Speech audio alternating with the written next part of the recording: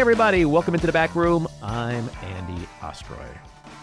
In your view, business or politics? Maybe technology. He can look at a computer. I'd try turning off his car. I'd turn it off. I'd turn off his laptop. I said, oh, good. Now, and I go back 5 minutes later. He's got his laptop. I said, how'd you do that? None of your business, Dad. No, he's got an unbelievable aptitude in technology.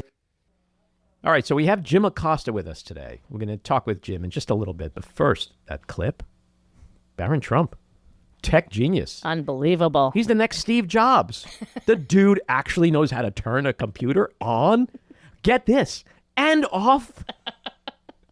And then when his dad goes, how the fuck did you do that?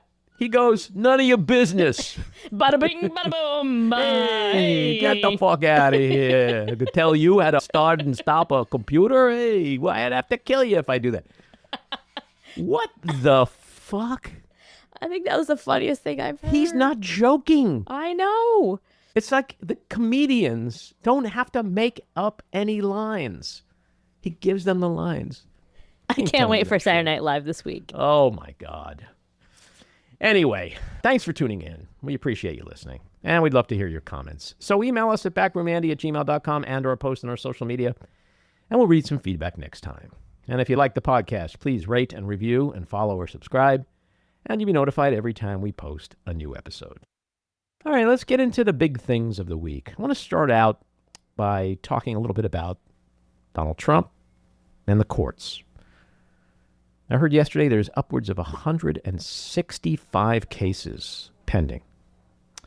So what we've seen so far is overall pretty promising in terms of the court system, certainly the district level, the appellate courts, and we'll get to the Supreme Court in a second, but holding firm on protecting our democracy and the rule of law. So we have a federal judge yesterday issued a temporary restraining order barring Elon Musk and DOGE from gaining access to sensitive records stored in the agency's systems and from holding onto sensitive data that they had already taken. We also saw in the case involving the deportation of alleged Venezuelan gang members and terrorists under the Alien Enemies Act of 1798, which Trump had invoked. We saw that Judge James Boasberg instructed Trump and the administration to explain their refusal to return flights, why that didn't violate his court order. Earlier in the week, a federal judge in Maryland issued a scathing rebuke of DOGE's attempted unconstitutional takeover of USAID. He ordered DOGE not to move forward with shutting it down and ordered it to restore employees' access to electronic systems. Also this week, a district judge in D.C. temporarily blocked Trump's ban on transgender military troops. And so far, we've seen a slew of federal judges pausing the efforts of Musk and DOGE to fire federal employees and dismantle government agencies. And there are lawsuits coming to stop Trump from shutting the Department of Education, which he announced yesterday in his executive order. Now, interestingly, everybody always talks about, everything's going to go to the Supreme Court, and the Supreme Court's conservative, blah, blah, blah, blah, blah. Well, what did we see this week? We saw Donald Trump saying that Judge Boasberg should be impeached, calling for him to be impeached. Impeached is usually reserved for, high crimes and misdemeanors. But in this case, Donald Trump thinks he should be impeached because he simply ruled against him. Supreme Court Chief John Roberts, within like an hour or two, posted this statement, quote, "For more than 2 centuries, it has been established that impeachment is not an appropriate response to disagreement concerning a judicial decision. The normal appellate review process exists for that purpose." That was not only a stern rebuke, it's also a rare one for Roberts. He never likes to get involved in politics. Now, we could talk about that in terms of what he's telegraphing there. But if you ask me, he's not responding merely to Trump's call for this particular judge to be impeached. I think what he is saying very loudly and very clearly to Donald Trump is that if you think you're going to roll over the judicial system because it's all going to end up in your court with your judges at the Supreme Court, and we're all going to just rubber stamp your shit, think again, buddy.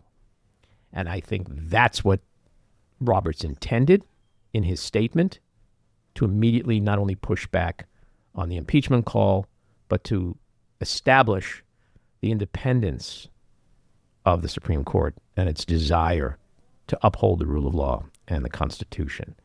Let's play this clip from immigration czar and head of ICE, Tom Homan.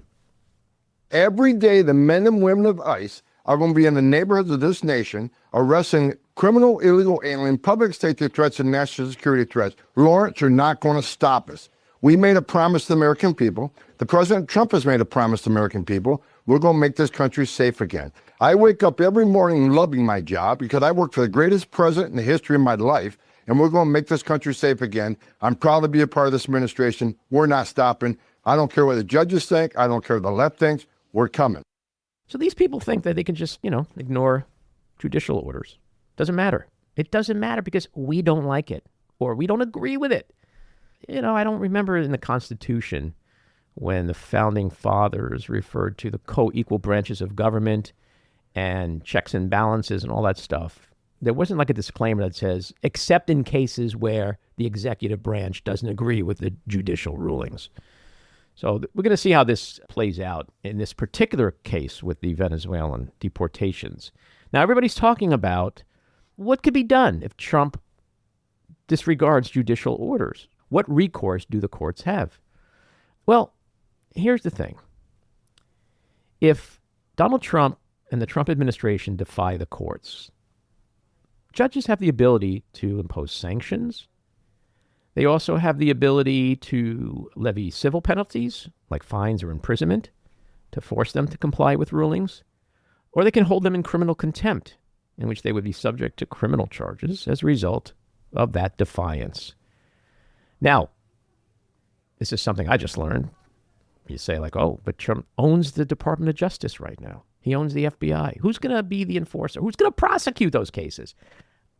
There's a little known thing in the Constitution that says judges have the right to appoint private lawyers to prosecute these cases. Really? Really. Huh. Yeah. So they could go through. But here's another little caveat. Trump could just pardon these people if they're convicted. But you know what? If you're a lawyer, if you're a White House official, do you really want to be dragged through that muck? Do you want to be convicted of a crime and then be pardoned by Donald Trump? Is that what you want on your resume? Is that what you want your legacy to be? So it's not as clear-cut as people might be fearing. And so it's going to be really interesting. There's a hearing in that case today, Friday, as we record this. And we're going to see what Boasberg does. Mm-hmm. I can't imagine he's basically, for the fifth time, saying, can you please respect my order and comply with it? At some point, I think he's going to have to do something. Well, he's not a liberal. And he went to Yale. He was appointed by Bush. So he's the perfect example, actually, to see how this all shakes out. Sure. Look, Donald Trump has been granted immunity by the Supreme Court, but everybody else hasn't. Right? So they can't hide behind his coattails. And like I said, they could be pardoned, but who the fuck wants that? These guys are all going to have post-administration careers, right? They want to go into private practice. They want to be whatever they want to do. Do they want that label of formerly pardoned, criminally convicted Trump official, blah, blah, blah, right? Is that what they want attached to their name? The other thing which is very, very alarming are the attacks by Trump on law firms. Mm-hmm. This, I couldn't believe. Trump rescinded an executive order targeting the huge law firm of Paul, Weiss, Rifkin, Morton, and Garrison, prominent Democratic-leaning law firm, mm-hmm. after it agreed, get this, to disavow the use of DEI considerations in its hiring and promotion decisions, and to allocate the equivalent of $40 million in pro bono legal services to support the administration's policies on issues including assistance for veterans and countering anti-Semitism. That was remarkable. What a fucking shakedown. I know. Beyond remarkable. Stunning and unconscionable.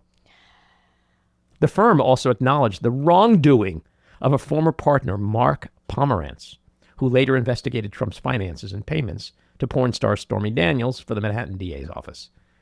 Trump's also gone after Covington and Burling as well as the law firm of Perkins and Coy, which is being represented by the D.C. powerhouse law firm of Williams and Connolly, which is great. They're not backing down. Other major law firms that are still fighting Trump include Wilmer Hale, Hogan Lovells, Jenner and Block, Arnold and Palmer, Arnold and Porter, to name a few. Arnold and Palmer. Where is your mind? Arnold and Palmer. Tea time. So, I still am a believer that the U.S. judicial system is going to be a critical check on Trump. He'll win some shit, but he's not going to win on the here's the keys to the democracy, sir, stuff. That's not going to happen. And I think Roberts' statement is a good indication that they're not going to do that. I was very heartened to hear what Judge Roberts had to say so quickly. It's definitely not a little too late, but it would have been better if he had been more aggressive early, but we'll take it now. Yeah, we'll wait and see how it goes. The thing is, the timing of it, to me, is not that big of an issue. He's the Supreme Court justice. He's not supposed to wade into the political cesspool. The fact that he did at this point in time, again, to me, is him telegraphing his belief that we are at a very critical moment in our history. All right, Bernie Sanders and AOC. The power duo. We are witnessing an oligarchy in America. And that is when those with the most economic, political, and technological power destroy the public good to enrich themselves while millions of Americans pay the price. Fox News and the right wing will have you believe that these American values are something out of the Communist Manifesto. That we believe these things because we went to college and read them in a book somewhere. But let me tell you, Fox News, I don't believe these things. I don't believe in healthcare, labor, and human dignity because I'm a Marxist. I believe it because I was a waitress. Because I scrubbed toilets with my mom to go to school. Because I worked double shifts to keep the lights on. And because on my worst day, I know what it feels like to feel left behind. And I know that we don't have to live like this anymore, Las Vegas. We deserve better than this, Las Vegas. So I think what they are doing, this Fighting Oligarchy tour, is brilliant. They're packing in thousands and thousands of people at these rallies. They're speaking directly to the working class. They're going into red districts, and they're basically giving the message of, you're going to lose, the billionaires win. They're taking everything away from you to give it to the billionaires. That's a strong message. It's getting the electorate fired up. And they're not doing it with just Democrats. These are Republicans, too, that are coming to these rallies, a lot of them. They're reminding people that they're more similar than they are different. They're reminding people that they can be unified against the common enemy and reminding people what the common enemy is. Absolutely. They're so spot on. I'm going to talk about that in my rant, actually. Awesome. The last thing I want to mention is it's 2 months now since Donald Trump's been president. He is underwater at this point in his presidency in terms of his approval. Interestingly, only 2 presidents in history have been underwater at this point in their presidency. And that's Donald Trump and Donald Trump. Okay? He's already underwater. And this is a new CNN poll. And he's also getting slammed on all the major issues except immigration. But when it comes to the economy and everything else, he is in the negatives. And this is astounding. This presidency is in trouble. And, I keep saying this over and over and over again. It's the gang that can't shoot straight. We know that nothing is going to change for the better. Donald Trump is not going to wake up one day and go, holy shit, my polls are tanking. The economy's tanking. The economy's tanking. I better start acting like a president for all people, not just MAGA. That's not going to happen. So if this is how bad it is for him and his administration, popularity and polling wise, where's it going to be 3 months from now, 6 months from now? when people are really feeling the impact of the federal spending cuts and the terminations and the chaos. So he's in trouble. And the courts ain't helping him the way he thinks. And that's why, to circle back, I think what Roberts did was so perfect and so perfectly timed. Anyway, let's get to our winners and losers.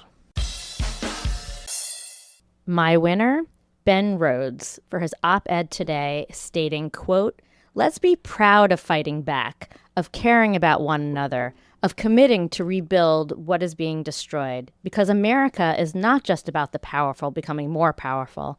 At its best, it is about the underdog beating the longest of odds." My loser, congressional senators for no pushback or oversight for allowing Musk into the Pentagon and providing top secret access about China, or at least that's what's reported. My winner, Supreme Court Chief Justice John Roberts, for warning Trump this week that the nation's highest court will not be rubber stamping his dismantling of democracy.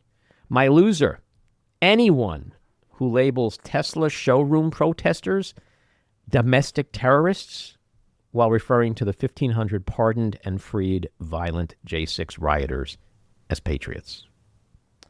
All right, that gets us to the weekly rant. My two favorite people in politics right now are Alexandria Ocasio-Cortez and Bernie Sanders, because they are resisting. They are fighting. They are showing some actual balls at a moment in time when the Democratic Party needs a big, giant NADSAC more than ever. The two leading progressives kicked off the western part of their fighting oligarchy tour on Thursday with rallies in Arizona and Nevada, attended by thousands of working-class voters on both the left and the right. This is a tour which focuses on red districts, and it's drawn thousands of attendees across the Midwest, including 2,600 people at a rally last week in Altoona, Wisconsin, a town which only has 10,000 people. 25% of the people showed up at a Bernie AOC rally, which is awesome. At this week's rallies, Bernie and AOC passionately and unabashedly took on Donald Trump, the Republican Party, and they also took on the Democratic Party. They didn't mention Senate Minority Leader Chuck Schumer by name, but it was clear from the chants of Primary Chuck how the crowd and this May-December political pairing feels about Schumer's decision last week to hand Republicans a victory on their spending bill. To be sure, Bernie and AOC certainly have their detractors. They are an acquired taste to many. But they are exactly what the party needs right now. They are demonstrating the kind of fighting spirit that is woefully lost in the party's leadership. The sort of fuck around and find out public-facing attitude that Democrats across the country are craving from their elected officials as Trump's attacks on democracy terrify them. Moments create leaders, and these two are demonstrating their moxie and mettle at the exact right moment in history. All right, it's time for Jim Acosta. He is an award-winning broadcast journalist with 25 years of experience in network television news at CNN and CBS News. Perhaps best known for his time as the Chief White House Correspondent for CNN, he has covered 6 straight presidential elections at the network level. He has also, as an anchor and reporter, covered some of the biggest news stories of the last 30 years, including Hurricane Katrina, the Iraq War, and the aftermath of 9/11. In 2019, his New York Times bestselling book, The Enemy of the People, A Dangerous Time to Tell the Truth in America, was published. That same year, his work was recognized by the New York Press Club with its Truth to Power Award. Jim currently hosts a podcast on Substack, YouTube, and Apple Podcasts. Jim, welcome into the back room. Hey, good to see you, Andy. So you started the Jim Acosta Show 2 months ago. How's it going? It's going good. I mean, honestly, I did not see a podcast in my future probably a year ago, but I mean, it's a lot of fun. For once, I kind of like my boss, sort of, That's a plus. It's a plus. Yeah. When the dog runs into the shot, there's no problem there. But no, it's been going good so far. And what are your goals for the show as the media continues to grow and expand into the independent digital space? Yeah, honestly, I'm just building the plane mid-flight, as you might be able to relate to. And, what I'm hoping to do is bring some newsmakers on, bring some thought leaders, opinion makers, the occasional comedian. I try to do that every once in a while just because I'm a lover of that craft, and let people have a bit more of an open-ended conversation, which is sort of what the podcast thing is all about. And I've been enjoying that. There's no producer in my ear saying, rap, we got to go to commercial, rap. Oh my God, we're in so much trouble. But, it's been good so far. I really enjoy getting into lengthy, meaty discussions. I had the UVA professor, Larry Sabato, on my show, and he is a JFK assassination buff. And he's been going into those files over the last several days, ever since Trump released those files, which is basically a bright, shiny object, let's be clear.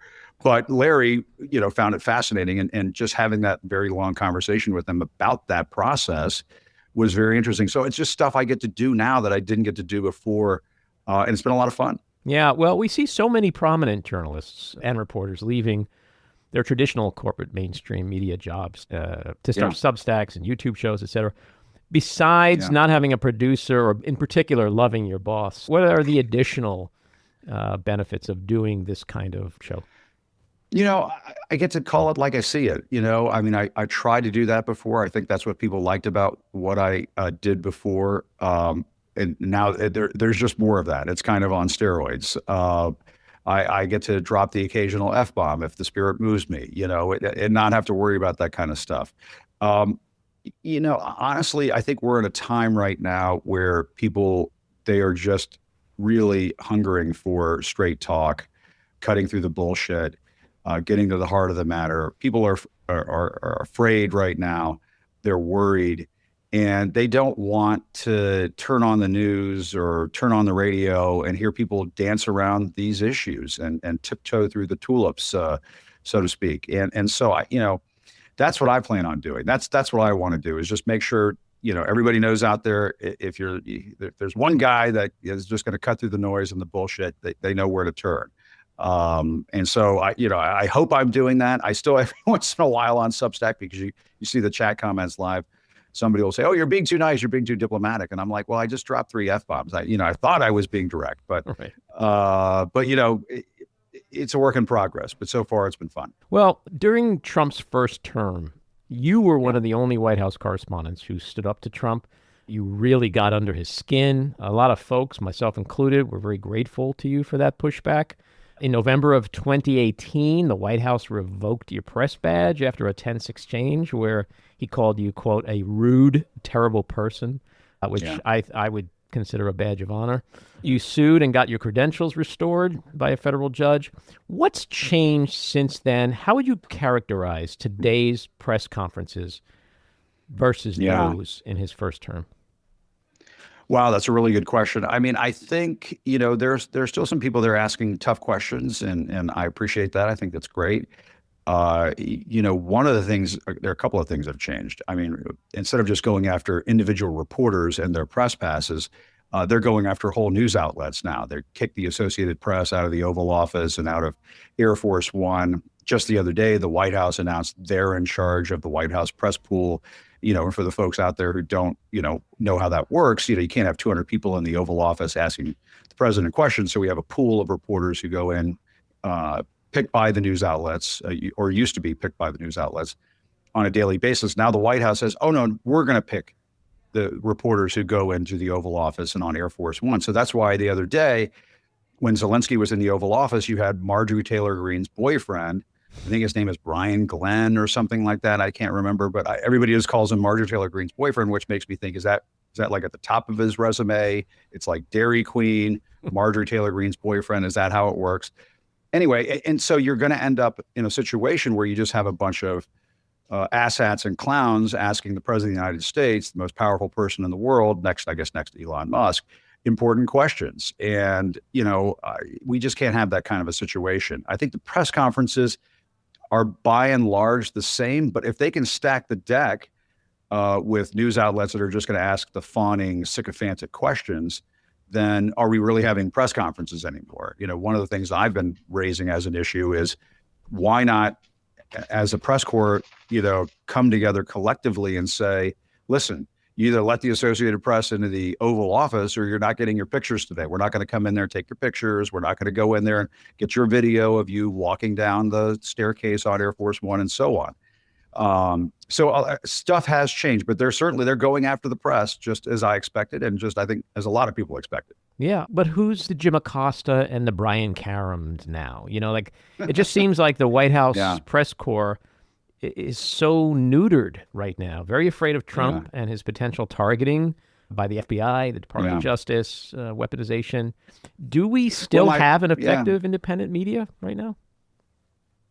No, we don't. We don't really. I think we're in big trouble right now, Andy, and I'll just be real honest with you about it. When you have media companies paying huge settlements to Trump for specious bullshit lawsuits, that I think right there grabs a lot of people by the shirt collar and makes them wonder, are these guys on the up and up? What's happening here? Are they pulling their punches? Are they afraid of this guy? And you can't have that happening in this country. CBS is having to face a very difficult decision right now where they have to decide whether or not to pay a settlement in a ridiculous lawsuit that Trump filed over 60 minutes, accusing them of, misediting a story or editing something deceptively, as if, that's worthy of his time as president of the United States or worthy of some kind of a lawsuit. The whole thing is nuts. And so, we can't have the large media companies that own these news outlets cutting these kinds of deals. It's just, I think it's very damaging for the free press in this country. And when you have the White House saying, oh, we're in charge of the press corps, we're in charge of the press pool, they're essentially saying we're in charge of the press corps because we can decide who comes into the Oval Office and so on. I mean, that is by definition not a free and independent media in this country anymore. The other thing on top of it, Andy, people have to think about, and forgive me, my dog is coming in here looking to play, so this is what happens. Is that the boss you were referring to before? This is Duke right here. Yeah, he wants me to pick up the toy and throw it to him. Bring it here, buddy. The other thing that is happening, Andy, is, and this did not occur during the first Trump administration, is you have Elon Musk and Twitter, now called X, basically acting like a social media, state media platform for the president of the United States. We didn't have that. Twitter was Twitter the last time around. Mm-hmm. And so, I mean, I think if you were to ask, media professors at various respected universities to answer that question, I think there would be an asterisk next to the, United States of America. We don't exactly have a free and independent media right now. And maybe this is a dumb question because the answer seems to be because they're terrified, but why don't we? Why are they so scared? What are they really afraid of? I think they're afraid of having their access pulled. I think they're afraid of perhaps a Trump judge coming down and finding, a news organization liable for, defamation in a case, in a lawsuit, and that having potentially a chilling effect. The Sullivan versus New York Times case might find its way to the Supreme Court. That's the famous case that set the defamation standard in this country. And I think there's a real concern about those kinds of things happening. But I also think a big part of it is they just don't want to lose the access. And, my question is access to what? Exactly. Access to somebody who lies all the time, who makes things up. He'll say, we're going to have an infrastructure bill in 2 weeks. So we're going to abolish healthcare in 2 weeks. He says everything in 2 weeks. That was the joke during the first Trump administration. And he's just constantly saying things that are just full of crap. And so you're losing access to somebody who just doesn't tell the truth. I'm not sure that is a huge thing to worry about. My guess is that if he loses the press coming in every day and providing those pictures out to the world, that will act as a corrective sort of action on his behavior. That's been my theory all along. I would love to see the press try it. I think they should. Why in God's name are they talking about having a White House Correspondents' Dinner with, where you see administration officials mixing and mingling with the press, and they all sit down at the table together and have a good laugh at jokes and stuff, when the White House is kicking the press out? I mean, I just think it's outrageous, and they just have to, I think they have to find the courage, find the will to stand up to these guys.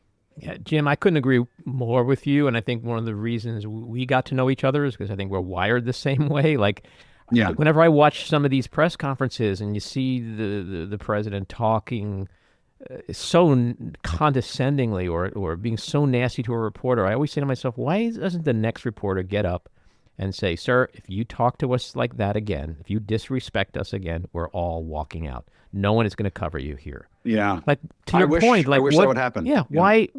This man loves attention. He loves an audience. And, like, we know what gets under his skin, right? Why wouldn't they do that? What are they, like, to your point, what are they losing? To be ability to sit there and listen to somebody lie for an hour?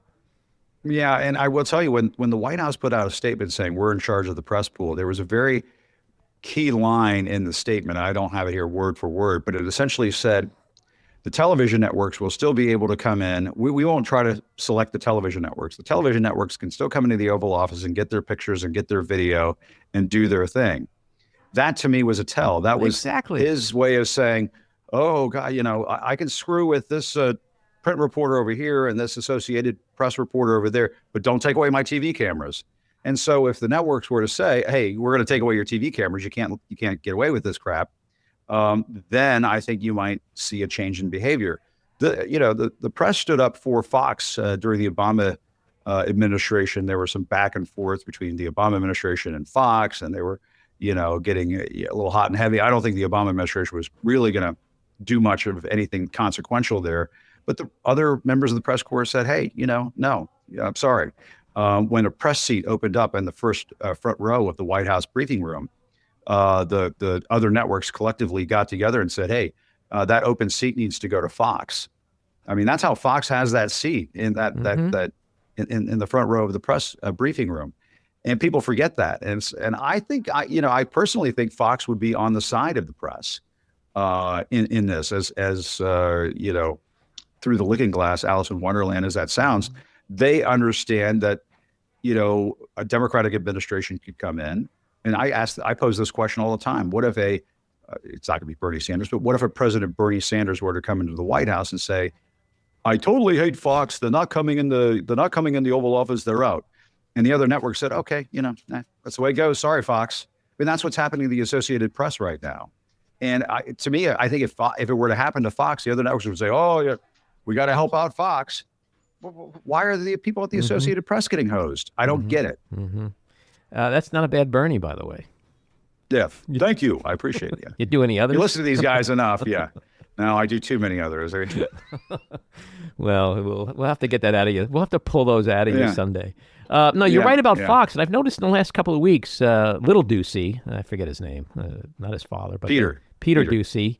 He's been a little tough in that press room. He has. Every once in a while, he does ask a good question. And I think my comment for Peter is keep going, keep doing what you're doing. Yeah. And, he will be viewed as a credible correspondent in there if he continues to do this sort of thing.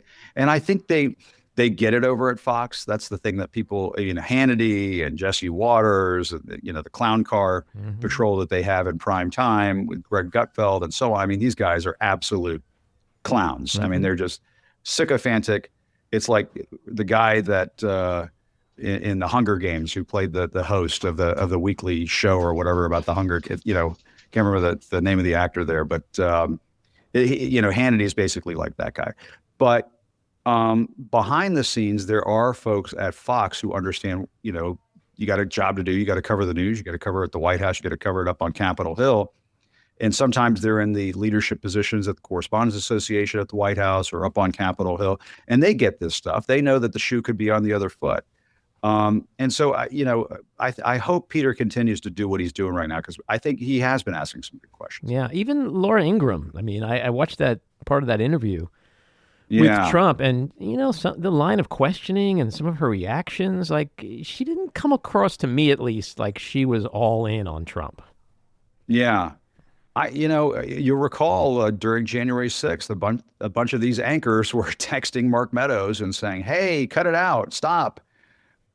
They understand what a danger he is. I think Sean Hannity deep down understands what a danger he is. Oh, of course. Again, it goes back to access. They love the access. They love having Donald Trump. I remember seeing Laura Ingraham at White House events when I covered the first administration, not as part of the press corps, but as a guest of the White House. She would be, and that's, at times Fox has been very much like state media.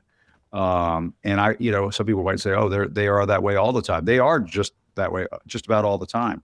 But yeah, you're right. And I think when Laura does that sort of thing, that is also a tell. That's also an indication that somewhere in Fox, in the ivory tower, they see that Trump and Elon Musk are sort of, the drunk guys operating the wrecking ball, and or whatever chemical substance, and it is. I think they get it. I think they understand. There's a sell by date on this. There's a shelf life on this that ain't gonna be lasting too long. That's been my feeling all along. I think you're so right. I think the minute there's an opening, they're gonna pounce like everybody else. After a recent attack on you by Trump, you said he suffers from ADS, Acosta derangement syndrome, which is awesome, but it makes me want to ask you, why aren't you afraid of him? I've covered him for a long time, and I worry about what he has done to this country. Mm-hmm. And I think he is a danger to American democracy and thereby a danger to the rest of the world. I think the American people obviously wanted some relief from inflation during the last campaign, and Kamala Harris and Joe Biden kind of mucked things up in terms of keeping a Democrat in the White House. And I think the American people are going to be paying a very serious price over these next 3 or 4 years. And it could be, the damage could be longer lasting than that. I mean, if USAID is shut down, we don't know what the unintended consequences are of that. We don't know what the unintended consequences are of slashing the workforce at the Social Security Administration or shutting down the Department of Education. We don't know what the long-term lasting effects are of all of those things. And the list goes on and on. And so I just think that this is a very extremist far-right government that's been elected here in Washington. There's just no way around it. I mean, just this morning or yesterday, Elon Musk put out a post of Donald Trump, a meme of Donald Trump standing over the grave of the Department of Education. I don't know if you've seen that. It's up on X. He put it out there on X. In Department and Department of Education is misspelled. So, you can't make this stuff up. You can't make this stuff up. In a way, it is comical because they're so buffoonish. Mm-hmm. And I tell people from time to time, you can't get too down in the dumps and think everything's going to go down the tubes because, and I saw this during the first Trump administration, the sheer incompetence that they bring to the table often is their undoing. And so there is that to be said. But I do think that is part of the reason why sorry, Duke just knocked into the laptop. Duke, go away. That is why they do what they do. I think that is why I do what I do. I worry very much about what he's done to the country and what the long-term impact is going to be. Yeah, well, you just raised an interesting point, which is usually the question I close with, but I'll bring it up here because it's a good segue from what you just said. I have this theory that Trump 2.0 is the gang that can't shoot straight, and that given enough rope, they're going to hang themselves. And this gross incompetence and chaos is what will ultimately save us. Yeah, I think that's a great theory. And part of the reason why I think it's so on the mark is, the first time around, one of the things that's been said about the second Trump administration is that you have all these hacks in very important places and you don't have strong gatekeepers anymore, even though they were very ideological, people like John Kelly, people like Jeff Sessions, people like Rex Tillerson. They may have been very ideologically conservative, maybe not Jim Mattis over at the Pentagon, but they were very competent. And, the last time around, they were able to keep Trump from acting on his worst instincts at times. And this time around, not only are they not capable of stopping Trump from acting on his worst instincts, they're by and large probably not capable of running any of these departments. I mean, does anybody really think that Kash Patel is going to effectively run the FBI? That's a joke. Does anybody think that Robert F. Kennedy Jr. is going to effectively run the Department of Health and Human Services? Absolutely not. That's insane. And so, one of the problems, it's a twofold problem in that one of the things is that they're not going to be able to keep Trump from acting on his worst instincts. And they're also going to, in a very incompetent way, run these various departments. But that, as you were saying, to your point, will result in a myriad of scandals that will, obviously damage the administration and damage Trump's political standing going into the midterms. And you'll very likely see a Democratic House of Representatives, and that will start to put some checks on him. Yeah, I mean, we're already seeing it. He just hit his two-month anniversary. The latest polls show that he's underwater at this point in the presidency. There's only 2 presidents in history that have been underwater at this point. It's Donald Trump and Donald Trump, right? So and exactly, and he's losing on all the issues. Yeah, well, one might argue that the honeymoon never existed, but it's certainly over if it existed. With the exception of immigration, the people at home are not happy with how he's handled any other issue, the economy included. And I did this on my show the other day. I went down Aaron Blake over at the Washington Post put together this fabulous list of poll numbers, and it starts with the pardoning of the January 6th insurrectionists and rioters. I mean, talk about a shameful, absolutely horrendous decision that he made to do this. And apparently they didn't want to go case by case because that was going to be too much work and too much trouble. So he just did a blanket pardon and commutation for all of them. Absolutely outrageous thing that they, think will own the libs or, nurse his sore feelings because he can't get over the fact that he lost the 2020 election. But a resounding, I was like, 80% of Americans saw that as just being absolutely wrong. And the polling on DOGE, on what Elon Musk is doing, Americans' confidence in what's happening there is in the toilet. And so, these, you call them the gang that can't shoot straight. I mean, this is the gang that shits the bed just about every day of the week. Mm-hmm. And you're absolutely right. I think it will be their undoing. At the same time, though, the sorry state of affairs is it's going to do tremendous damage to the country. Mm-hmm. And we don't know what that's going to be. I mean, we all saw what happened with COVID. It was a spectacular act of mismanagement on his part. First, they turn on the social distancing restrictions and so on. And then he gets the sense that it's going to be politically toxic for him. And so he tries to undo them immediately. And it results in this ideological clash over lockdowns and getting your shot, wearing a mask, and all this other shit. And that is, I was there at the White House, going there every day, and we would all wear masks because the networks and our bosses would tell us, please wear a mask, an N95 mask.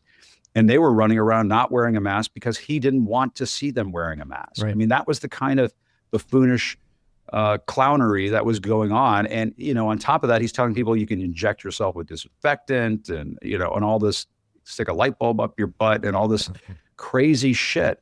And that toxic brew, I think, you talk to people like Debbie Birx, Dr. Fauci, they strongly believe that resulted in perhaps hundreds of thousands of people dying who didn't need to die.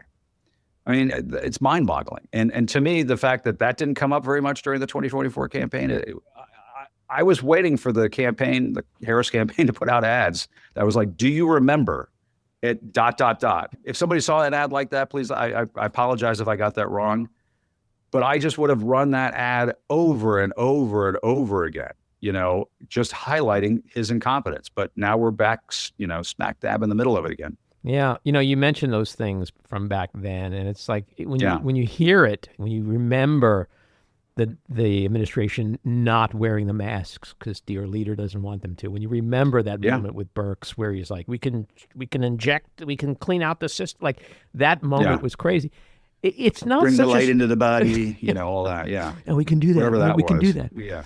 But it's not such a stretch to sort of understand, like Jim Jones saying, hey guys, drink this delicious glass of cyanide. Yeah. Like there are people that literally risk their own lives, their own health and safety because this schmuck wasn't wearing a mask. So, well, remember he did the rally. He did that one rally. I think it was in Tulsa, and Herman Cain died after that rally. Yeah. And and I recall this because I covered the 2020 campaign, and people would not only not wear masks at the rallies, they were proud of it.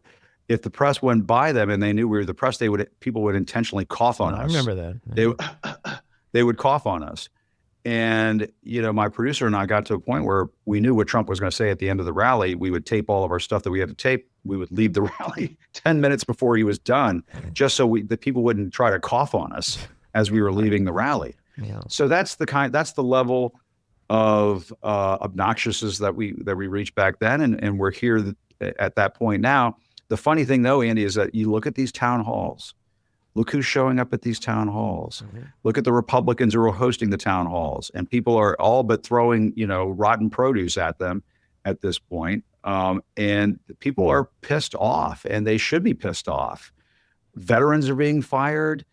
I've been talking about this on my show. They're scrubbing Jackie Robinson's name from Department of Defense website. I mean, they're just doing outlandish, stupid shit. And at some point, people's heads will explode. And that's what's going to happen. People are just going to get angry, and they're going to start letting them know what they think. And that's the American way, thank goodness. Yeah, well, there's a gross miscalculation being had on their part where they're calling these protesters paid Democrat agitators. Yes. Like, there's nothing worse than telling a pissed off voter, especially a Republican one, that we don't hear you, we don't care about you, we're not even going to have these town halls anymore because we don't want to take your shit. And I think you're right. I think, in 26, historically, they're in deep shit. I mean, they're just in deep shit. Well, the opposing party historically takes the House and or the Senate in the first midterms. Mm-hmm. And this is before all of what's taking place. So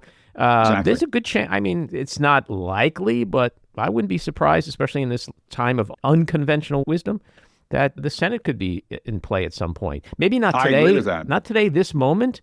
But we know everything's going to get worse. Trump is not going to wake up one day and go, hey, you know what? My polls suck. Maybe I should start acting like a nice guy and a president, for all the people. He's not, so it's only getting worse. So if the shit is hitting the fan now after 2 months, imagine what it's going to be like by summer, by next summer, before the elections, right? So who knows? Who can sit here today and say Senate's not in play? The map doesn't work for Democrats. I agree with that. And I mean, right now, the House is a 1 vote or 2 vote majority for the Republicans. I mean, if you had that midterm election today, they would be completely hosed. And I think over in the Senate, people have said, oh, no, there's no way the Republicans will lose control of the Senate. Yeah, okay. All right. Nice going with the DC conventional wisdom there. Whenever you hear those kinds of predictions, just take that with a gigantic grain of salt, because when the election time comes around, it's going to be what's happening in that moment then. And even with a Democratic-controlled House and a slim majority in the Senate, those Republicans who are sort of on the nice edge of losing in 28, you might see a correction on that behavior as well, because, they may not be so willing to go down with the ship with Trump if they know he's term limited and on his way out. Of course, he may try to run again anyway, but I do think you are going to see behaviors change between now and that point. Yeah, and we also know from the past elections that Republicans often show up at the polls because of Trump. If he's not on the ballot, that's a game changer for sure. That's right. So we're talking about Trump. We talked about Republicans. Let's talk about Democrats for a second. Last week, Schumer did a 180, went from hell no to hell yes. He's taking it on the chin now. People are calling for AOC to primary him. People are calling for him to step down from his leadership post. Where do you stand on all that? Yeah, I mean, I talked to a number of Democratic lawmakers privately who thought that, that Chuck Schumer caved. And I think the decision that he tried to make, and to understand it, or help people understand, I'll try to explain it. But I think what he was trying to say was, we don't want to get the blame for a government shutdown. Or the Republicans are in so much trouble right now. Why have some of that splash over on us? And I do understand that to some extent. There's a little bit of wisdom there. There's no question about it. But this is sort of an all bets are off moment. And people are so irate, particularly inside the Democratic Party right now with the Democratic base, that they don't want to parse things out and do this sort of Washington calculus of, well, the pollsters say there might be a 5% dip here or 2%. They want Democratic leaders right now to go with their gut, to follow the people, and to raise some hell. And I think Schumer he miscalculated by looking at things a little bit too under the microscope in terms of the numbers instead of the big picture. I think he missed the big picture, and that's why you're seeing, calls for AOC to primary Chuck Schumer. And she came out, was very public in her criticism of him, which in the olden days, as you and I remember, a House member would not dare criticize a leader of the party on the Senate side of the aisle. You worry about, might they make mischief if I'm trying to advance legislation. There's all sorts of reasons why you would not want to do that sort of thing. But she went out there and did it. And she and Bernie Sanders, speaking of town halls, had a big rally. I think it was last night, thousands of people. And it was like we were back in the presidential race. And, it makes you kind of wonder if Bernie and AOC ran right now, they probably would beat Donald Trump and JD Vance. It's funny how things can change, but I think the folks who are trying to be too cautious right now are missing the moment. And I've written about it. I've described this as kind of the great American pushback. I think people want leaders to push back right now. They don't want to play nice with Trump when he's burning it all down to the ground. Well, that last thing you just said is the key. Yeah. To me, Democrats, the Democratic Party, the leadership needs to decide, is Trump burning the House down? Is he killing democracy? Is he, like Senator Chris Murphy says, going to do this maybe within 6 months and then we're done? Or not? Because if you believe the House is on fire, then it makes no sense. Makes no sense what Schumer did. There's no it could be worse tomorrow. You don't act for tomorrow, right? If your house is burning, literally, if your home is burning, you're acting right now. Yeah, I think Joe Biden kind of fell into this category as well of sort of the traditionalist, institutionalist part of the Democratic Party, sort of behaving in a way that might have been okay back in like the mid 90s, but we're just at a very different place right now. Trump, and his goons are going through, various departments of the federal government and vacuuming up people's personal data. There was a time when I thought Republicans would give a shit about that, but apparently they don't.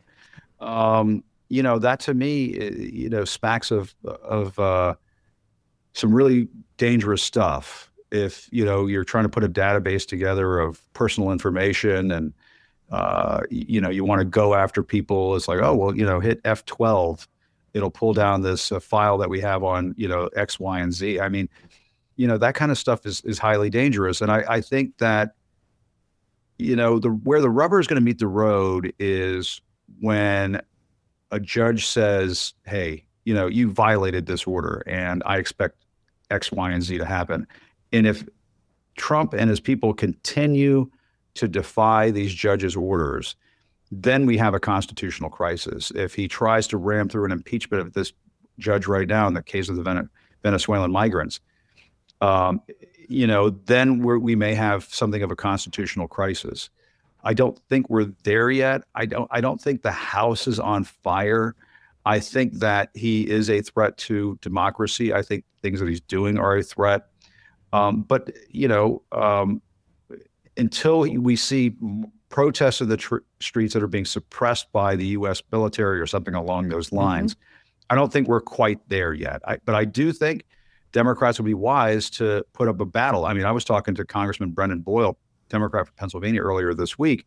He said one of the reasons why he didn't like what they did over in the Senate is because it basically communicates the message of weakness for the next time around when this budget process plays itself out come in the fall.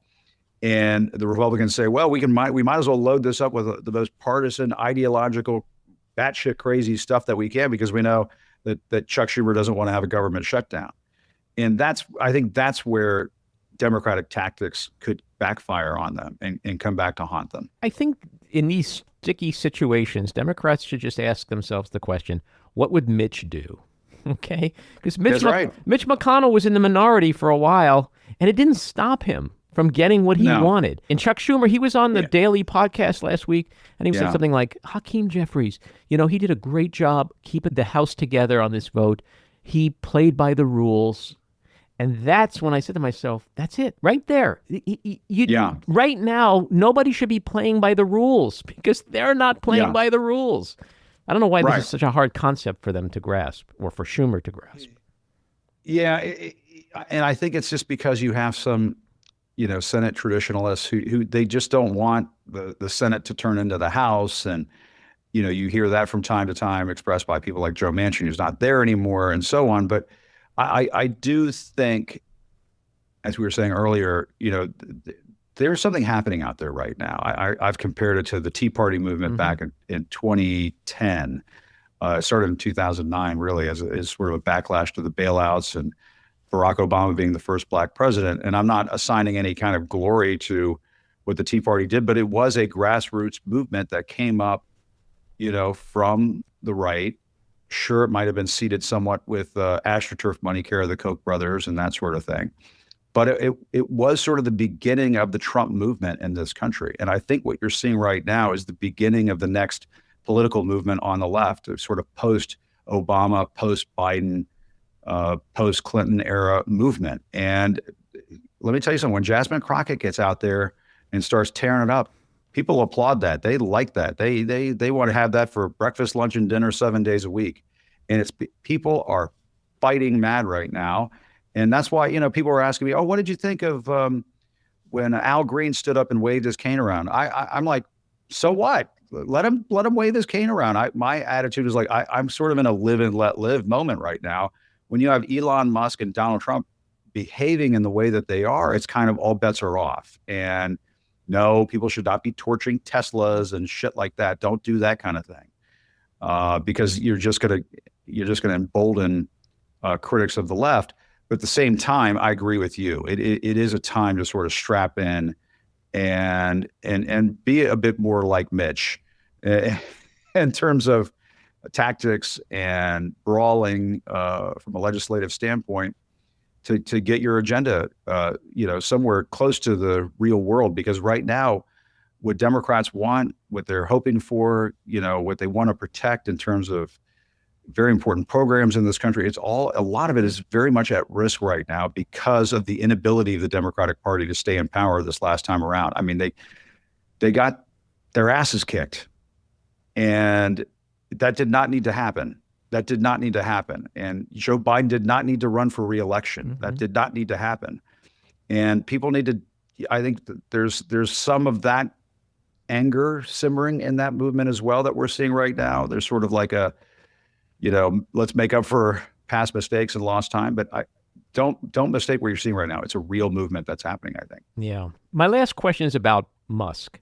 So Trump is unpopular. Musk is even more unpopular. His personal empire is in shatters. His rockets are blowing up. Twitter's a cesspool. They were able to get those other astronauts down. That was okay. That was all right. Tesla's stock is down like 50%. His personal wealth is in the shit, compared to what it was a month ago. It's unreal. Yeah. And so now you have, the Tesla infomercial at the White House a week ago or so. You have Howard Lutnick calling for people to buy Tesla stock, and you have and you have the government. You have people from Trump on down equating protesting outside a Tesla dealership to domestic terrorism, as they have pardoned and freed the violent J6 rioters you mentioned before. Yeah. Nuts, right? It's crazy. So I wonder, how long could that romance last?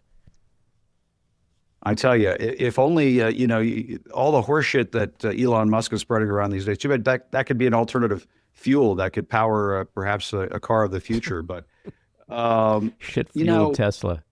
Yeah. It's sort of running on shit these days, the whole Musk brand. But, I do think this is what's frightening to me about this, that the richest man in the world could spend $290 million to help get Donald Trump elected. And then just the other day, chip in another $100 million.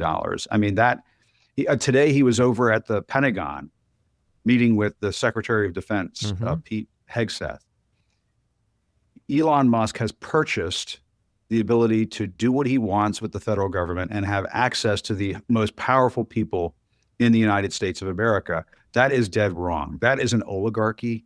That is like Putin's Russia, where the oligarchs hold sway. That is not the American way of life. That is not the American tradition. And yes, I mean, administration officials saying buy Teslas and buy the stock, and Trump doing his car dealership shtick over at the White House. I guess he couldn't find a trash truck or a McDonald's vest to put on.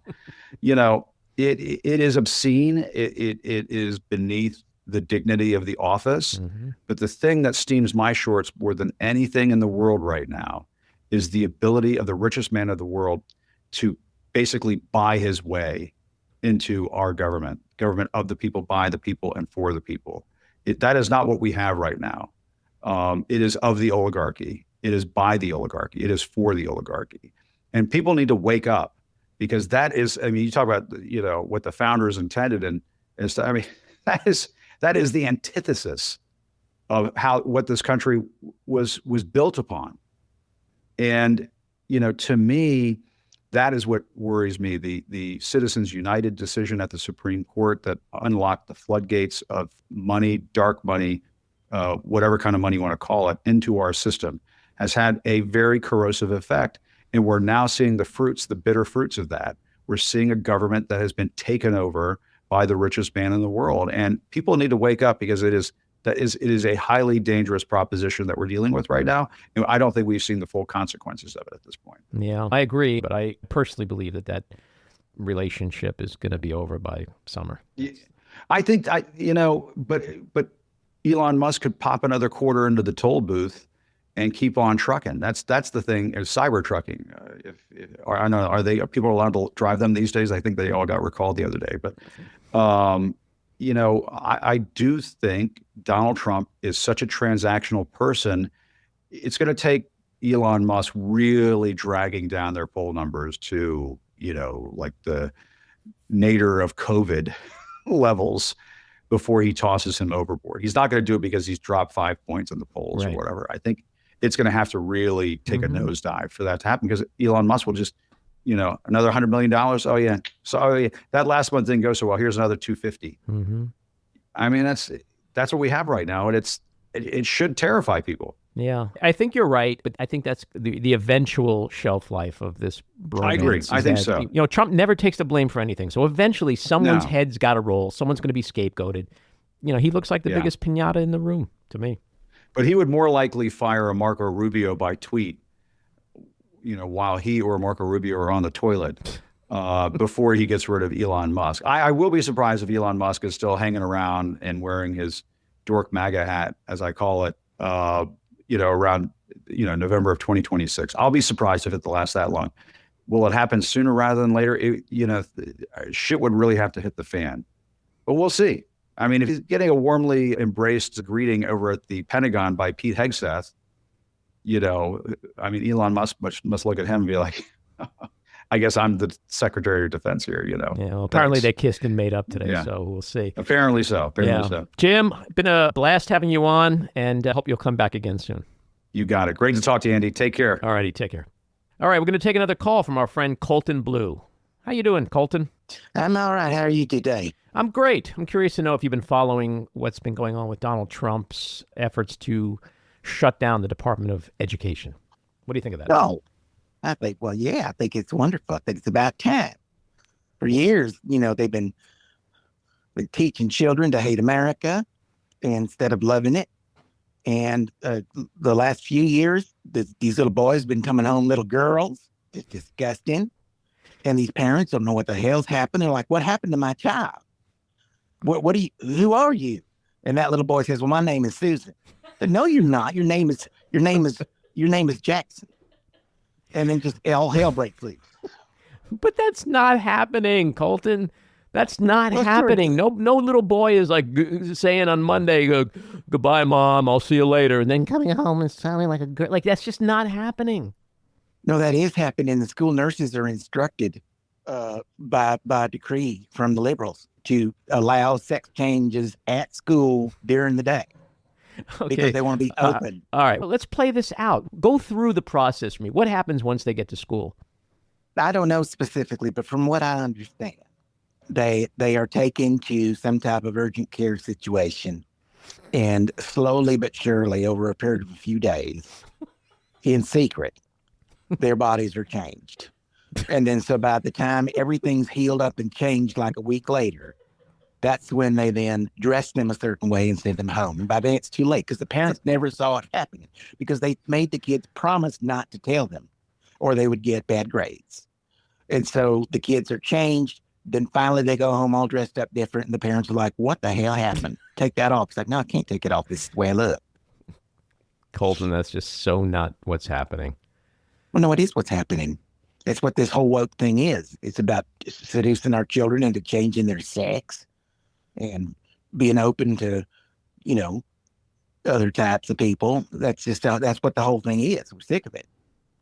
All right. Well, we're going to end it there, but I'm going to tell you right now, that's just not happening. Colton, we'll talk to you again next time. All right. Bye-bye. That was Colton Blue, also known as my actor pal from L.A., Nathan Dean. We'll talk to both of them again soon. This episode of The Back Room was edited and produced by me, Andy Ostroy. It was co-edited and co-produced by Maddie Rosenberg and co-produced by Jen Hammoud. Our theme song was composed by Andrew Hollander, and our logo was designed by Cricket Langell. And special thanks to Patricia Wind. Please take a moment to rate and review the podcast, and also follow or subscribe. Until next time, keep your eyes on Washington, Hollywood, and your own backyards, and have a great week.